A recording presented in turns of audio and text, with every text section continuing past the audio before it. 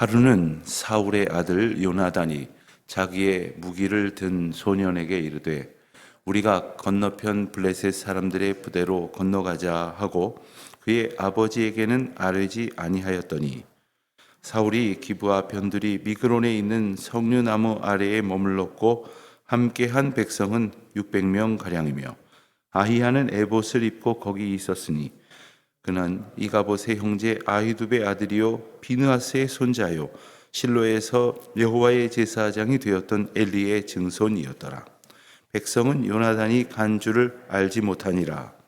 요나단이 블레셋 사람들에게로 건너가려 하는 어귀 사이 이쪽에는 험한 바위가 있고 저쪽에도 험한 바위가 있는데 하나의 이름은 보세스요 하나의 이름은 세네라. 한 바위는 북쪽에서 믹마스 앞에 있어요. 하나는 남쪽에서 게바 앞에 일어섰더라. 요나단이 자기의 무기를 든 소년에게 이르되 우리가 이 할례 받지 않은 자들에게로 건너가자. 여호와께서 우리를 위하여 일하실까 하노라. 여호와의 구원은 사람이 많고 적음에 달리지 아니하였느니라. 무기를 든 자가 그에게 이르되 당신의 마음이 있는 대로 다 행하여 앞서가소서. 내가 당신과 마음을 같이하여 따르리이다. 요나단이 이르되 보라 우리가 그 사람에게로 건너가서 그들에게 보이리니 그들이 만일 우리에게 이르기를 우리가 너희에게로 가기를 기다리라 하면 우리는 우리가 있는 곳으로 가만히 서서 그들에게로 올라가지 말 것이요 그들이 만일 말하기를 우리에게로 올라오라 하면 우리가 올라갈 것은 여호와께서 그들을 우리 손에 넘기셨음이니 이것이 우리에게 표징이 되리라 하고 둘이 다 블레셋 사람들에게 보임에 블레셋 사람이 이르되 보라 히브리 사람이 그들이 숨었던 구멍에서 나온다 하고 그 부대 사람들이 요나단과 그의 무기를 든 자에게 이르되 우리에게로 올라오라 너희에게 보여줄 것이 있느니라 한지라. 요나단이 자기의 무기를 든 자에게 이르되 나를 따라 올라오라 여호와께서 그들을 이스라엘의 손에 넘기셨느니라 하고 요나단이 그 손발로 기어 올라갔고 그 무기를 든 자도 따랐더라. 블레셋 사람들이 요나단 앞에서 엎드려지매 무기를 든 자가 따라가며 죽였으니 요나단과 그 무기를 든 자가 반나절 가리 땅 안에서 처음으로 쳐 죽인 자가 20명 가량이라. 들에 있는 진영과 모든 백성들이 공포에 떨었고 부대와 노략군들도 떨었으며 땅도 진동하였으니 이는 큰 떨림이었더라. 베냐민 기브아에 있는 사울의 파수꾼이 바라본즉 허다한 블레셋 사람들이 무너져 이리저리 흩어지더라. 사울이 자기와 함께 한 백성에게 이르되 우리에게서 누가 나갔는지 점호하여 보라 하여 점호한즉 요나단과 그의 무기를 든 자가 없어졌더라. 사울이 아히야에게 이르되 하나님의 궤를 이리로 가져오라 하니 그때에 하나님의 궤가 이스라엘 자손과 함께 있습니다. 사울이 제사장에게 말할 때에 블레셋 사람들의 진영에 소동이 점점 더한지라. 사울이 제사장에게 이르되 내 손을 거두라 하고 사울과 그에 함께한 모든 백성이 모여 전장에 가서 본즉 블레셋 사람들이 각각 칼로 자기의 동무들을 치므로 크게 혼란하였더라. 전에 블레셋 사람들과 함께하던 히브리 사람이 사방에서 블레셋 사람들과 함께 진영에 들어왔더니 그들이 돌이켜 사울과 요나단과 함께한 이스라엘 사람들과 합하였고 에브라임 산지에 숨었던 이스라엘 모든 사람도 블레셋 사람들이 도망함을 듣고 싸우러 나와서 그들을 추격하였더라. 여호와께서 그날에 이스라엘을 구원하심으로 전쟁이 벳아웬 지나니라. 아멘. 우리가 어떤 일에 임하는 자세를 보면 그 사람의 가치관이나 소망이 어떤지를 알 수가 있을 것입니다. 또 어떤 똑같은 상황을 두고 저마다 사람들이 어떠한 태도로 그 일을 당면하는가를 보면서 우리는 그 차이도 알 수 있게 됩니다. 오늘 여기에 블레셋과의 전쟁의 사건이 있었는데 이 전쟁에 임하는 사울과 요나단의 모습이 대조적으로 드러나는 것이 바로 오늘 본문의 핵심적인 포인트라고 하겠습니다. 오늘 말씀에 이제 사울의 아들 요나단이 자세하게 등장을 합니다.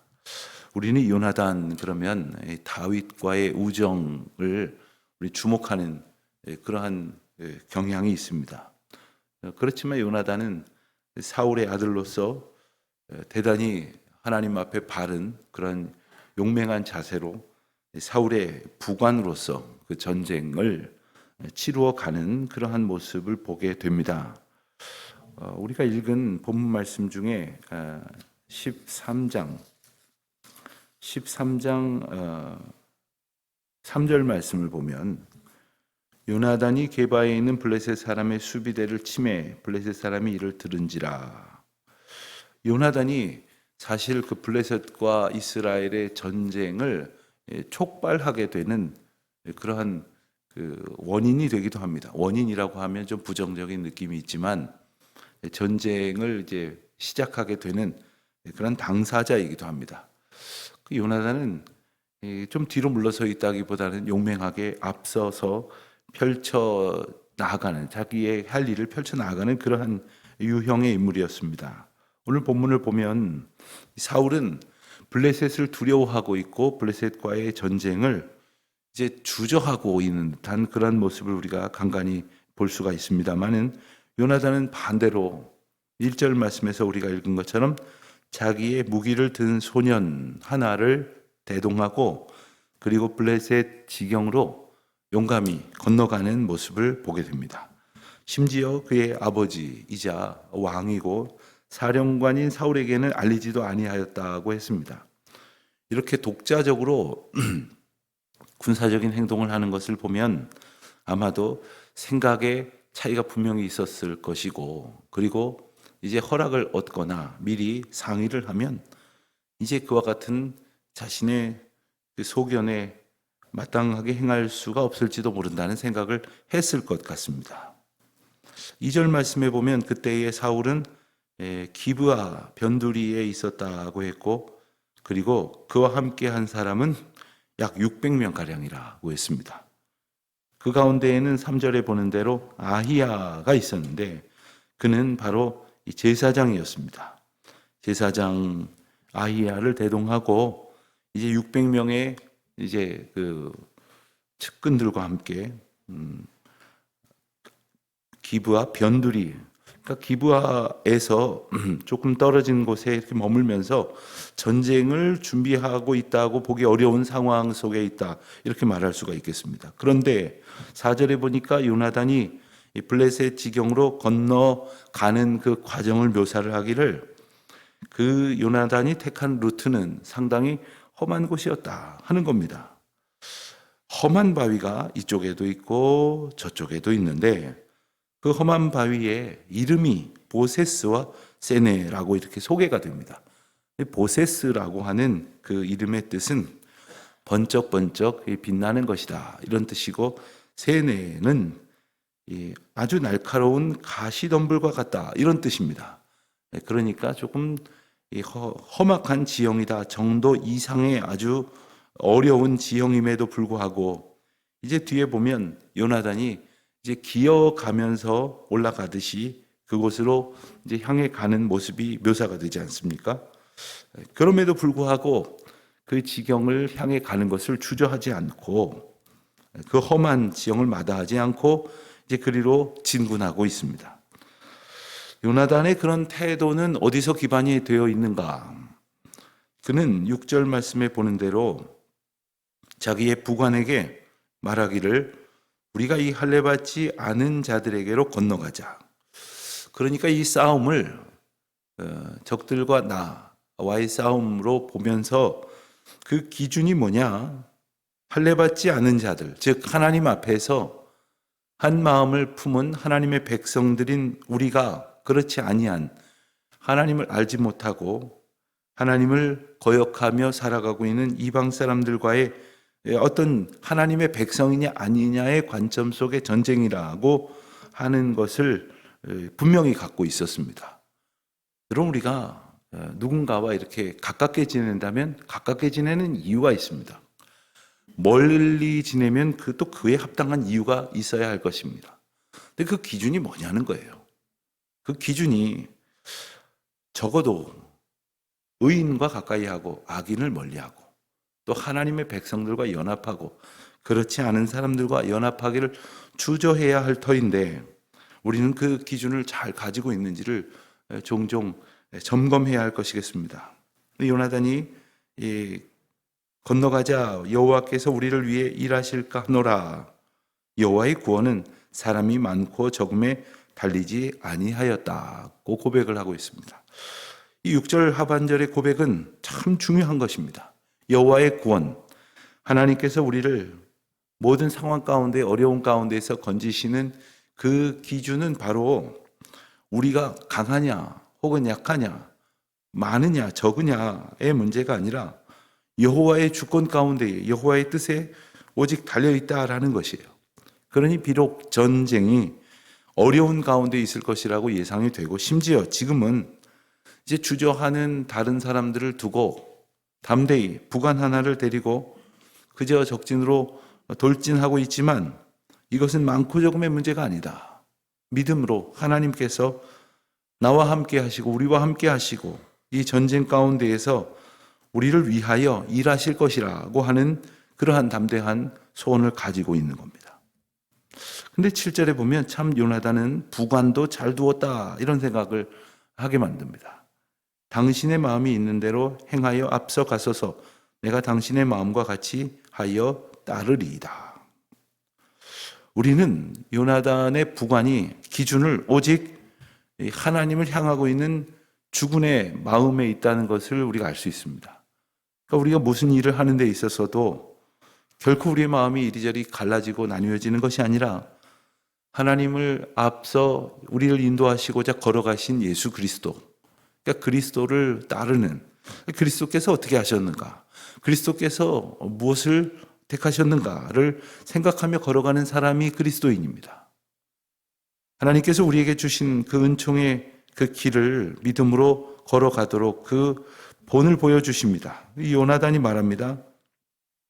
8절 이하의 말씀을 보면 우리가 건너가서 그 사람들이 우리를 보도록 할 것인데 만일 그들이 우리에게 뭐라고 말합니까? 9절에 보면 만일 우리에게 이르기를 우리가 너희에게로 가기를 기다리라 하면 우리는 우리가 서 있는 곳에 가만히 있을 것이고 우리에게로 올라오라 하면 우리가 그리로 올라갈 것이다.